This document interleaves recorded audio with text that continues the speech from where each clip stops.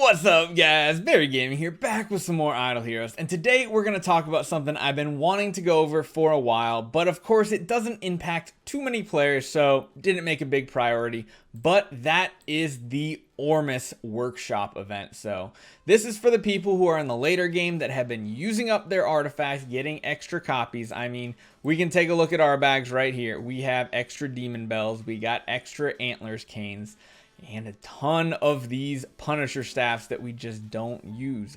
I kind of thought I had 4. I'll be honest, I thought I had 4. I thought wrong.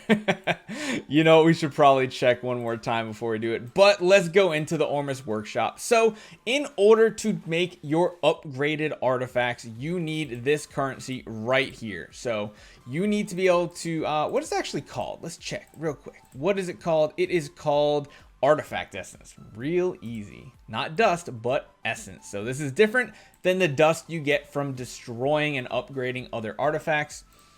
So in order to do this, you can get this resource by breaking down other artifacts. So there's a couple really important things here. Your dust you really don't want to use here. Dust only counts for 1-to-1 conversion. So that's pretty bad because if you put in a normal artifact, it's worth 900. As far as progress when you are creating artifacts, so just to give you a quick example where all this randomness and math is coming from. Oops, of course I picked you. If we just throw in a level 1 item here, and we go to upgrade it. If you put in a class specific one, you get 3,600 dust worth. Okay, not bad. If you put in a regular one, 3,600 dust worth. Not bad. How much is dust worth? 1 dust is worth 10 points. So if I'm doing the math right here, guys, 1 artifact here is worth 360 dust. That's not much. 1 dust equals 360, but then you come into the Ormus Workshop. 1 dust is 1 dust. Not good. But 1 regular artifact is 900. So you really don't want to do the old school style of breaking everything down into dust. You actually want, these artifacts right here. You want the full artifact.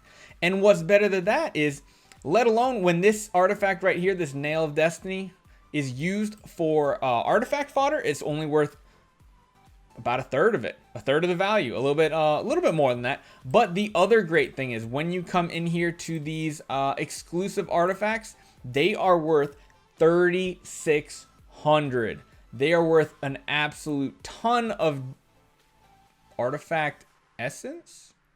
Is that the right word?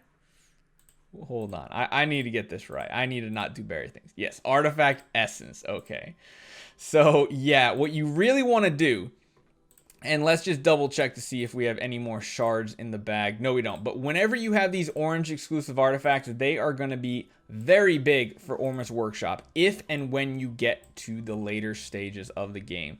So as far as us, we are going to put all of them in here because we really don't need any of them. I've been wondering if I should save these, but at least on this account, I think we're pretty much done on holding on to those. We do have light, anti-ranger. You know, we'll hold on to it just to be safe. This one right here, though, we can get rid of as well. And as you see, the higher the level, the more dust it will give you as well. Definitely going to throw these 2 in here on top of that. And then let's just see what we can get out of all these yellow artifacts as well. So we will disassemble all those and get the artifact essence. You can only get 30,000 per event, so you have to remember that. But we can just throw in all these extra fodders and see what we can get out of them. Clean the bags up a little bit. There we go. Looks like we're going to have to do some other ones. So let's get some of these guys in here as well, because we're not going to use any of them. Oh, that's already going to give us the maximum. Perfect. And it gives you the leftover in dust. So what do we do now? We have 60,000 dust. I almost said 6. So what we are going to do is we're going to start upgrading our artifacts. So when you click this first spot, you're basically picking what you want to make. So I want to make a glittery antlers cane. It already grabs my 6-star version. It makes you confirm, yes, I want to use this one right here. Simply all what you do, it consumes this extra Antlers cane. Forge, here we go, and now we get that 6-star Antlers cane. So if we come over to our bags here, we now have the glittery version, which gives us extra bonuses. So for Antlers cane, it's going to make, when the round ends, increases all damage dealt by 3%. So that can keep stacking round after round. Really good PvE artifact. Hopefully we can find more Antlers canes in the future.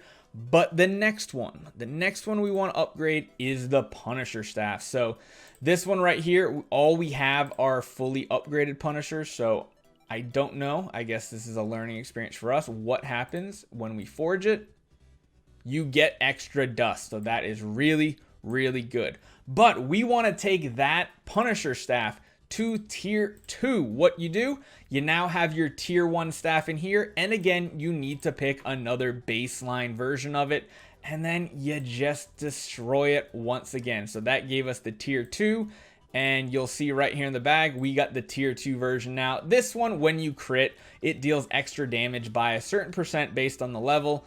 Damage caps at 1500% of the hero's attack. So again, seems like a pretty nice PvE artifact for a crit hero. So yeah, it's pretty good. For me, I feel like this is worth it because we don't use many of these artifacts. Now, the last one we are going to do is this one right here, the Demon Bell. But we're only going to upgrade it once because I actually do want to keep extra Demon Bells around. And the Demon Bell one, I feel like, is better even if you have multiples of the tier 1. So the last one, we still have plenty of dust left over. Let's jump in here, grab that Demon Bell. We're making the Demon Bell, and luckily we still have that one we got from the Bond radio last month. I was amazed we got it, but there we go. Fuse it up, and there's our glittery Demon Bell. So we actually have quite a bit of dust left over, almost a whole event worth. Which makes me think, guys, should we take and level up our Kiss of Ghost and make one really strong Kiss of Ghost? Of course, we can't do it this time. We can get it to level 2.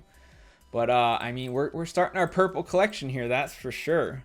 This is fun. I mean, I know we're destroying a lot of pay-to-win artifacts, but in reality, we do have 4 Kiss of Ghost, but the Kiss of Ghost one doesn't do as much. So I think we're going to hold off at least for now. Yeah, I think we'll hold off. But one thing to remember about this event, guys, is that it comes back once a month, and every month it adds 2 more of the pay-to-win artifacts. So far, we have 6 of them all done in here. But if you come over to our bags here, and we look, we still have, so what do we have? We still have Crown that hasn't hit it yet. Torch. So Crown and Torch, that's 2 of them. Magic Stone Sword. Augustus Magic Ball, so that's 4 total. Is that it? I think that's it. Yeah, so next month we will get 2 of the following: Magic Stone Sword, Augustus Magic Ball, Torch, or Crown. Oh wait, and Rui's in there. Rui's already in there. Sorry. I'm a little ahead of myself there, but so yeah, that should be really, really interesting. If you ever want to know what the upgraded artifacts actually do, come into your hero bag right here. Come down to the bottom where all your artifacts are. Click this little booklet down the bottom and then click on the pink section. When you click on each one of them, it tells them what they do. Demon Bell, of course, has a 100% chance to give all allies 20 points of energy every time that person, this one right here that has the Demon Bell, releases an active. So that could be cool, but it could also be could be more damage for a carry to do to your team, but we'll have to see. The Antlers Cane, of course, when it's fully maxed out, it will be dealing 6% extra damage. When you look at the Punisher, it just increases the percentage. Most of these are just percent increases. So Kiss of Ghost increases your healing based on the amount of damage you deal. So that's pretty cool. Of course, it does not count. Let's see. It invalidates dots, but I have to check and see if passive damage actually works. I don't think it does. But if this does passive damage, maybe we should do it for one of our Russells down the road. Lucky Candy Bar is a mouthful with it. So it has Control of Destiny. When the battle starts, offset the first control effect that hits you. So you're immune to that CC. And then when the hero is controlled after that, get a self Hand of Fate for 1 round. When the round ends, if the hero is controlled, get self Hand of Fate for 1 round. Hand of Fate gives increase 20% all damage reduced. So that can be really good, especially in Aspen Dungeon, because that works every single time. I kind of wish I had 2 candy bars, but I don't.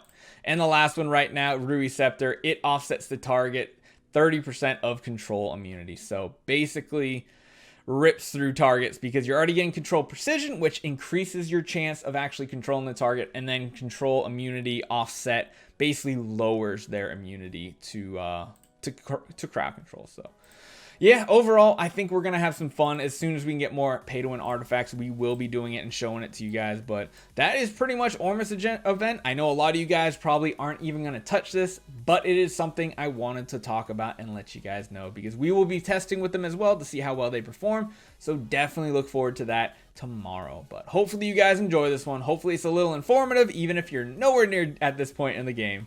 And I'll see you guys next time.